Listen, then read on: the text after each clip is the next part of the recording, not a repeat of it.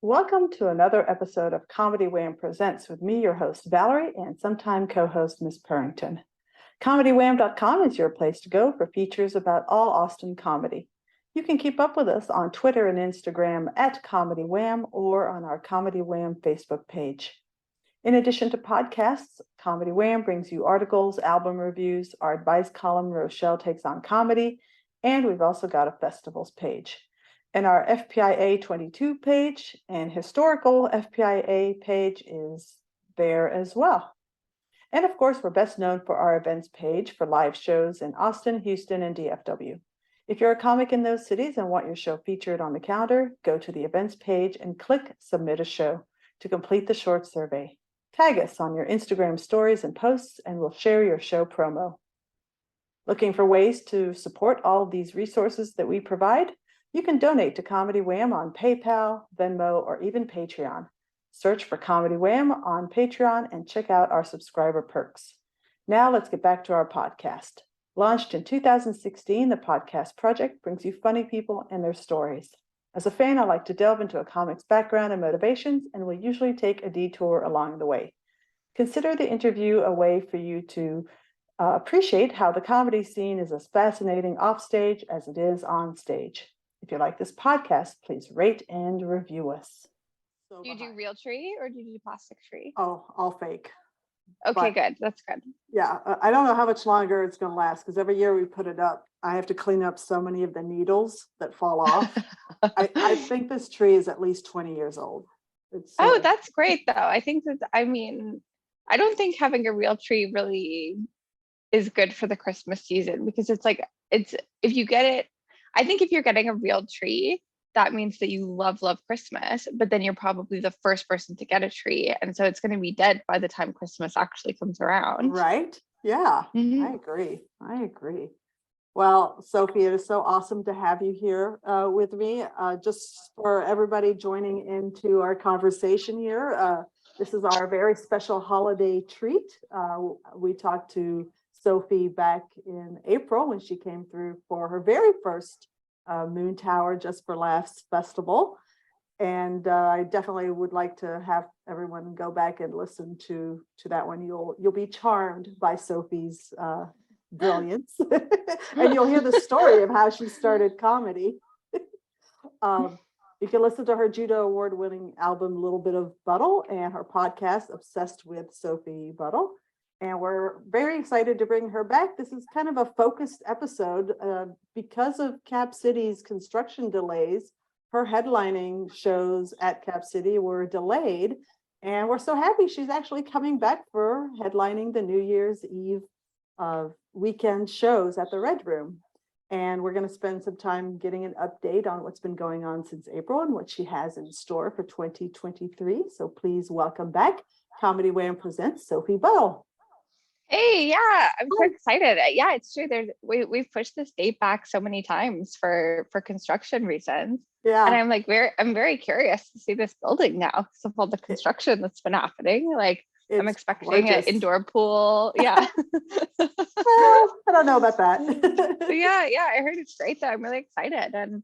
And since I've moved to the States, it's been about a year now, pretty much to the week that I've moved to America. Yeah. And everybody always asks where the good comedy scenes are in the States. And there's obviously the New York, LA, Chicago, or whatever. But my favorite city that I've performed in has been Austin. And I always say Austin because I had so much fun at Moontower. Yeah. Did you specifically pick the New year's Eve weekend, or was that just something that worked because you've been on tour the entire time since Moontower?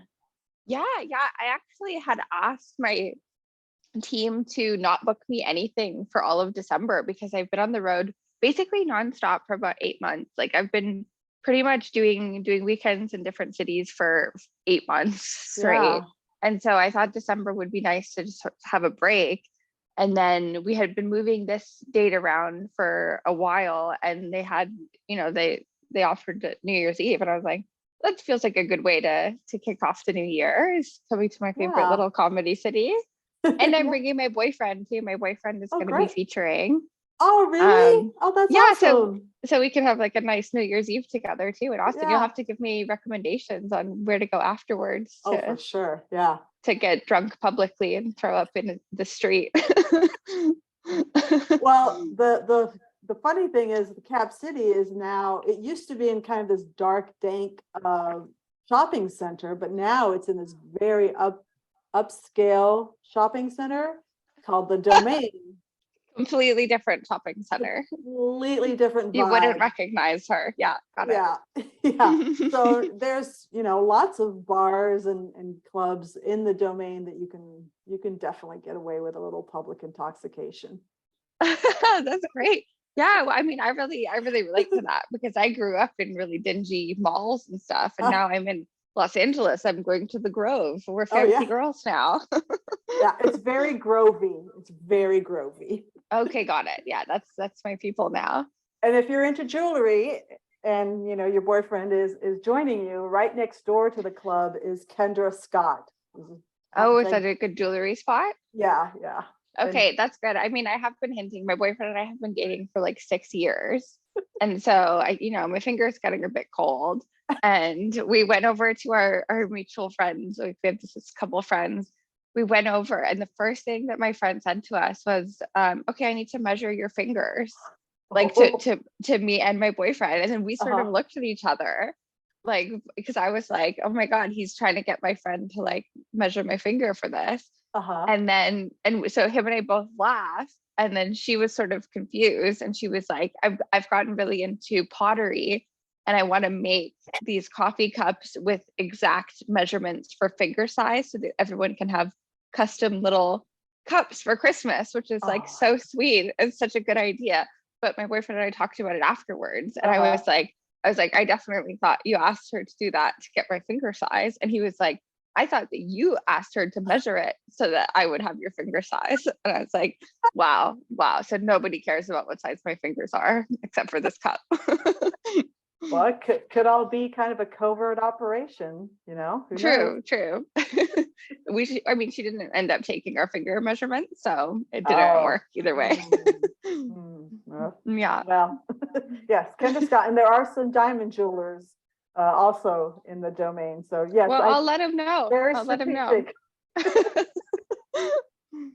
So what are some fun finds or fun discoveries that you've made about touring in the US? Because when we talked in April, you were so looking forward to touring across the country because you've been so limited in where you could tour in Canada. Mm. And then later on, you were very limited during the pandemic as to where you could tour. So what are some of your favorite things that you've discovered? Yes, yes. Limited is such a good word about how I felt all pandemic. Felt extremely limited. Oh my gosh, yeah. It really has been such a relief because I love doing the road, and a lot of comics, it's not really their bread and butter to want to go Yeah, to a different city and just do clubs or whatever. But that's what I've done my whole career in Canada for like 10 years is do the road. And so I yeah, really thought doing that in the States would give me a better sense of like the American sensibility and what works here and what doesn't work here.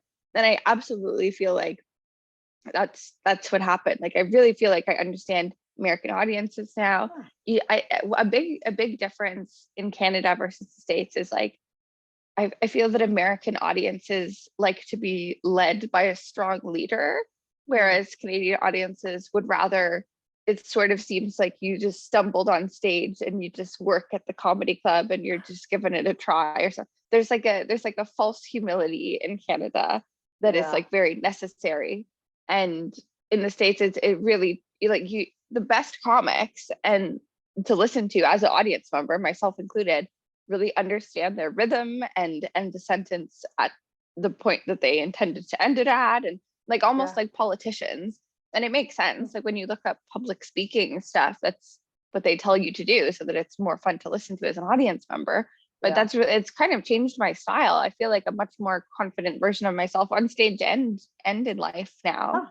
Wow, Yeah. that's cool. That's cool. Any favorite foods that you've stumbled into? Oh, I mean, Mexican, I live in LA, so Mexican food's been great. I live right near El Compadre, which is like a famous Mexican place. It was in Yeah. the movie Mulholland Drive, which I have not seen, but when my mom came to visit every day, she told me that restaurant is from Mulholland Drive. And I'm like, I haven't even heard of this movie, but I was just very excited about it. I want to try, what are the big Austin food spots to hit up? Tex-Mex is definitely big in Austin. Chewy's is a pretty famous Tex-Mex place. I think I went to Chewy's with my manager during Moontower. Yeah. Okay. Yeah, that's great. And then there's some low key taco places that are worth checking out. I'll have to do a little bit of homework to give you some suggestions. But that's great. The thing is, my favorite food, not to be just such a Canadian parody of myself, but my favorite food was always poutine. It's like just a comfort food. And I haven't found one spot in America that does it properly. Even the ones that are like near Canada. I've done quite a few gigs in Montana and Minnesota this year. Yeah. Both are so like as a whole are very Canadian core. Like at the airport, you can buy moose stuff. There's maple syrup, and I'm very much like, okay, that's our thing. Like we have so little. Like please get your own aesthetic. But they don't have proper poutine, and it's like it's such a weird thing. It really makes me realize like how difficult it must be from people moving to America from like actually very different countries. Because even from Canada, it's like culture shock because the poutine here is shredded cheese instead of curd. Oh. And I'm like, how on earth can you assimilate? I'm struggling to assimilate. I think the place for you to go is in Wisconsin because cheese curds is kind of like a state thing. So I would imagine you can find a place that, gives it a shot to make poutine. That's genius because I haven't been to Wisconsin yet. That's one of the few spots I haven't hit up. Is there a club there? I wonder. There's a Milwaukee club. I cannot remember the name of it, but I know for sure there's, and maybe even Minnesota also does cheese curds. So, and I know there's a pretty good club in Minnesota. I did Minnesota. I did the House of Comedy there in the Mall of America. Oh, I had never been to a Mall of America before. It was crazy. Like it is bigger than most major Canadian cities, the mall. I got so lost, and I was a mall teen. Like as a teenager, I spent so much time at the mall. And so I always felt like I had a really good sense of mall directions. Yeah. And every single day, I think I was doing that club for 5 days in a row. Every single day I got lost trying to find the club in that mall. It's because there's like a Starbucks on every corner. It's like a little street. That's crazy. Yeah. And don't they have a roller coaster in there? They have a roller coaster. It was absurd. It was the most extravagant. It really felt like an empire. Okay, I want to switch a little bit of gears here because I had promised you that I would listen to Obsessed. I was having trouble finding it, but now I figured out where to find it. And I told you I was going to listen to the Vinegar episode. And I listened to some others, but I told you that I was going to listen to Vinegar because I was just like, I have to hear this conversation. And so don't tell me what Vinegar is. Just that's what I was going to ask you. Okay. But did you know already just off the top of your head what Vinegar was? No, I Googled it and I was like, okay, I would have never guessed. You would have never guessed. Okay, that's great to hear because it's really an ongoing conversation that I'm having with people, and truly nobody knows what vinegar is. No, it's wild. One of the great mysteries. Yeah, for sure. But I have to say, and I'm so excited to hear that your boyfriend will be featuring for you because that was probably the best takeaway from just that episode alone. And I know he's been on many of the episodes. Is you two are too adorable. You were about to head out on tour and you were talking at the end about how you're going to miss each other, and it just seemed so genuine and sweet, and it was very, very adorable. Oh, thanks. Yeah, no, we have a very good relationship. I have a whole new chunk because I talk about him a little bit on stage, but I have a whole new chunk about how, because we've been together for 6 or 7 years now, and we started dating when we were both really young, when we were like 20 or 21. Mm-hmm. And people ask how we have, such a long relationship. And I think the key is that we started dating when we were so young. So both of us did not develop really important key skills that are needed for the world. Like he never learned how to cook. And so I do all the cooking. and I never learned how to drive, so he does all the Oh driving. my gosh. So like when we get in a fight, it's like, what are we supposed to, it's like I can't get away and he'll starve. So we work it out. That's brilliant. Yeah, and so we're doing great. And this was also the first time we're living together is since moving to the States. We always lived separately in Canada. And so Yeah. we were both a bit nervous about that just because it is a big jump, and it's been going great. And did he have to do all the fun stuff about getting the letters and proving that he was an extraordinary? Yeah, Oh my gosh. I know. It's so embarrassing. Did you have you been touring this entire time with him, or is this just you're starting that off now?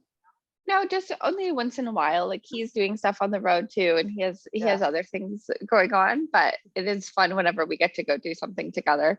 It's Yeah. just like it has to be worth it financially, obviously. Like, featuring doesn't pay a ton, and so it's kind of a hard pitch if he has anything else that he could do. But luckily, New Year's Eve we'll be together. Yeah, that'll be special, and it'll be so much fun. Yeah. But one of our main things we do when we're apart, when one of us is on the road, is we do morning monkeys, which is both of our Instagram like Explorer page are both just full of videos of monkeys at this point. And so whoever wakes up first in the morning sends the other person good videos of monkeys. And so morning monkeys has been the best solution, because it's like it's not really fun to just text like good morning all the time. It's sort of basic, but sending morning monkeys I think is like it covers everything, covers all your bases, because you're like, this is funny, this is cute, love you. Have a look at these monkeys. That's so sweet. That's so sweet. Do you have any upcoming projects in 2023 that you can talk about? Yeah. I think I'm allowed to talk about it. I'll say it on the podcast, but don't put it on as like a title, because I'm not sure if I'm allowed to talk about it, but I think so. I'm doing the Tonight Show to Jimmy Fallon in February. Exciting. And yeah, I may or may not have a writing job, but I won't say that just because in case I don't, Yes. But I'm doing some voiceover work. I'm doing my podcast still. I'm again on the road, sort of nonstop as soon as I get back going in the new year. So yeah, it's really moving nonstop. Amazing. Well, that's great, because you just said it yourself. You've been in the States for just about a year now. So to get everything going, the touring, landing a writing job, getting on a late night show, that's all fantastic stuff. Yeah. And what's new with you? Oh, what's new with me? Really not terribly much. I've been getting published in our local newspaper a little bit more. Ooh, that's awesome. Yeah, that's it really cool. is. Wow. Writing about comedy stuff or just general?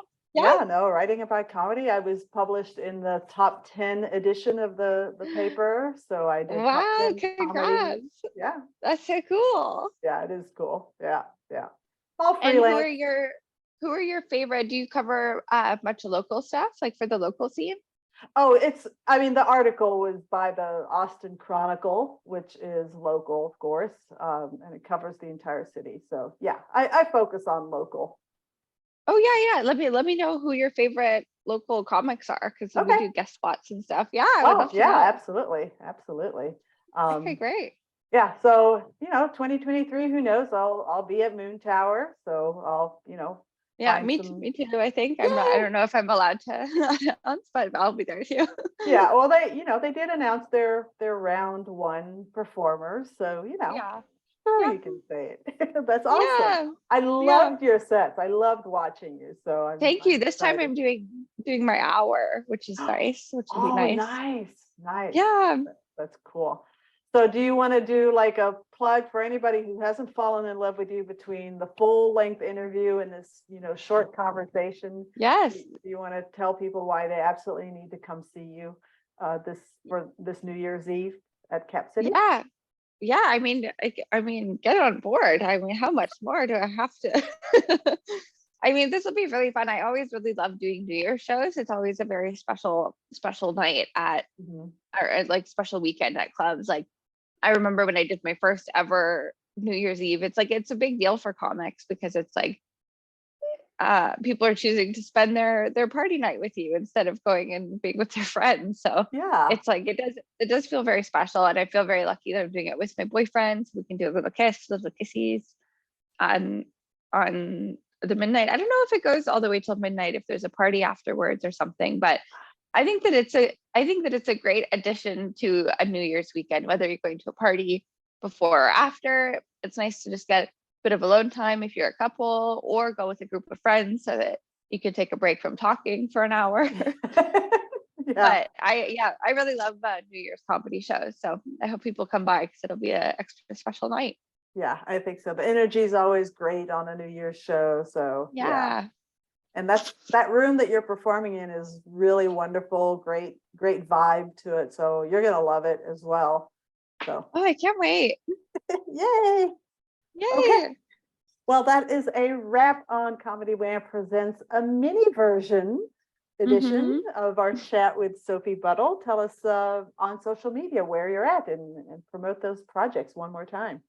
Yeah, so I am Sophbuds, SOPHBUDS on Instagram, and Sophie Buddle on everything else on Twitter and TikTok and everything. And have all my tour dates listed on my website, sophiebuddlecomedy.com.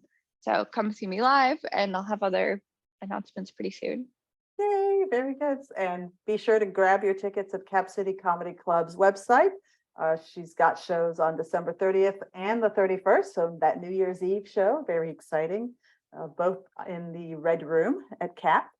We hope you've enjoyed learning just how Sophie has gotten to continue to be the comedic genius that you heard today, just as much as I have. That's been Comedy Wham Presents Sophie Buddle. I'm Valerie, and that's been funny. Thank you, Sophie. Yay! Thanks, Stop. Valerie.